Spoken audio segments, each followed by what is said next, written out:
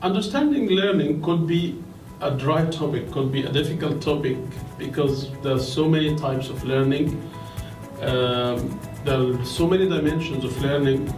So let's try to simplify it and understand how learning could take place on the organization level. So let's try to simplify and visualize what LDO looks like.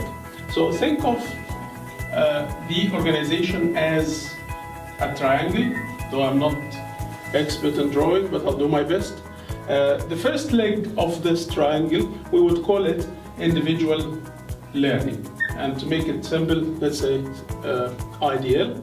The second leg, we'll call it team learning, TML. And the third leg is the organization-wide learning. So these are the three dimensions, or the three sides or legs of the triangle, and they all have to be there in order to complement or complete the picture and have the overall components of the learning-driven organization. So these are the three dimensions, and this is what shapes the learning-driven organization. So let's have a look what is inside the box, what is inside this triangle. Think of three levels here. One level is the organizational learning culture, OLC. And I know there are so many jargons here, but we try to simplify it and understand what they are. So organizational learning culture is why we do what we are doing, and trying to understand the environment of workplace and helping people to have a learning as a way of doing business. The second and the most important part in the structure of the triangle here is the organizational learning mechanisms, or we call it OLM, which is the methods or the techniques and styles of or approaches of doing learning. So we have the culture, now we want to implement, so it's the how part. How do we learn?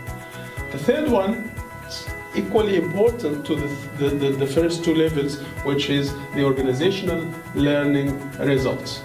What you cannot measure, you cannot improve. So in order to know that we are on the right track and we are doing what's supposed to be done and learn from our experience and our mistakes, we have to evaluate the results and measure the outcome of learning. So this, all in all, is the structure of a learning-driven organization. So this is the snapshot, we can say. This is a snapshot of what LDO model means and what are the components of the learning-driven organization.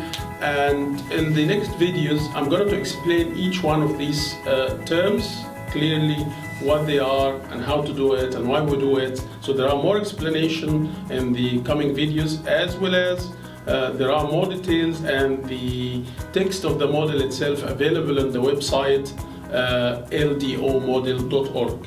ldomodel.org contains all explanations and more details about all the methods that we have discussed in this introduction.